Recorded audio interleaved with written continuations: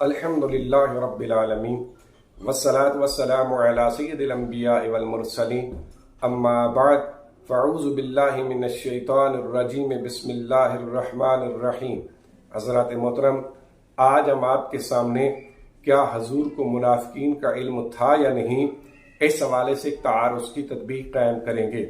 چنانچہ آیت کریمہ میں اللہ رب العزت نے ارشاد فرمایا لا تعلمہم نحن نعلمہم، اے نبی آپ منافقین کو نہیں جانتے لیکن ہم منافقین کو جانتے ہیں۔ اب اس آیت کریمہ میں حضور نبی کریم صلی اللہ علیہ وآلہ وسلم کے لیے منافقین کا علم رکھنے کی نفی کی گئی، جس سے معلوم ہوا کہ حضور کو منافقین کا علم حاصل نہیں تھا، جبکہ اس کے برعکس دوسری آیت کریمہ میں ارشاد ہوا وَلَتَعْرِفَنَّهُمْ فِي لَحْنِ الْقَوْلِ، اے محبوب آپ منافقین کی چھپی باتوں کو بھی جانتے ہیں۔ اب اس آیت کریمہ سے معلوم ہوا کہ حضور علیہ السلام منافقین کی خفیہ باتوں اور ان کی خفیہ پلاننگ کو بھی جانتے تھے۔ تو جب حضور منافقین کی پلاننگ کو جانتے تھے تو معلوم ہوا کہ حضور منافقین کو بھی جانتے تھے۔ اسی طرح حدیث پاک سے بھی ثابت ہے کہ حضور نبی کریم صلی اللہ علیہ وآلہ وسلم نے مسجد نبوی میں ایک ایک منافق کا نام لے کر اس کو مسجد نبوی سے باہر نکال دیا، جس سے معلوم ہوا کہ حضور کو منافقین کے بارے میں خبر حاصل تھی، جبکہ اس کے برعکس پہلی آیت میں فرمایا گیا کہ اے نبی آپ منافقین کو نہیں جانتے۔ دونوں آیات اور حدیث کے درمیان بظاہر تعارض معلوم ہوتا ہے۔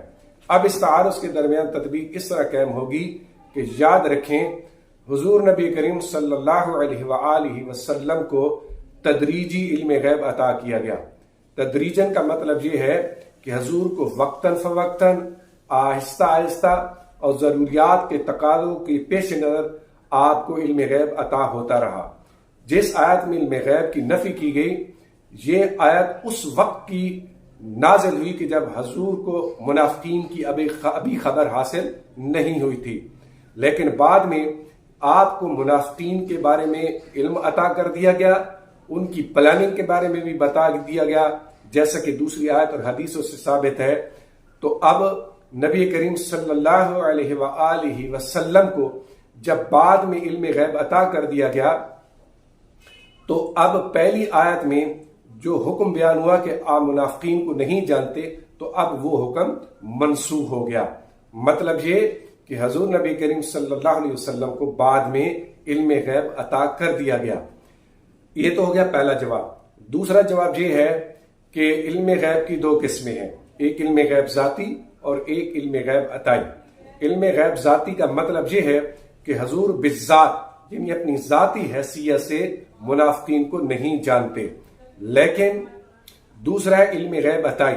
علم غیب عطائی یہ ہے کہ اللہ رب العزت نے اپنی عطا سے اور اپنے کرم و فضل سے حضور علیہ السلام کو منافقین کے بارے میں علم غیب عطا فرما دیا۔ تو جس آیت میں منافقین کے احوال کے بارے میں ان کی نفی بیان ہوئی، اس کا مطلب یہ ہے کہ حضور بالذات یعنی اپنی ذاتی حیثیت میں منافقین کو نہیں جانتے، اور جس آیت میں حضور کے علم کا ثبوت موجود ہے کہ آپ منافقین کو جانتے تھے، اس کا مطلب یہ ہے کہ آپ کو علم غیب عطائی حاصل تھا، یعنی اللہ کی طرف سے یہ آپ کو علم عطا کیا گیا کہ آپ ان کے احوال کی خبر رکھتے تھے۔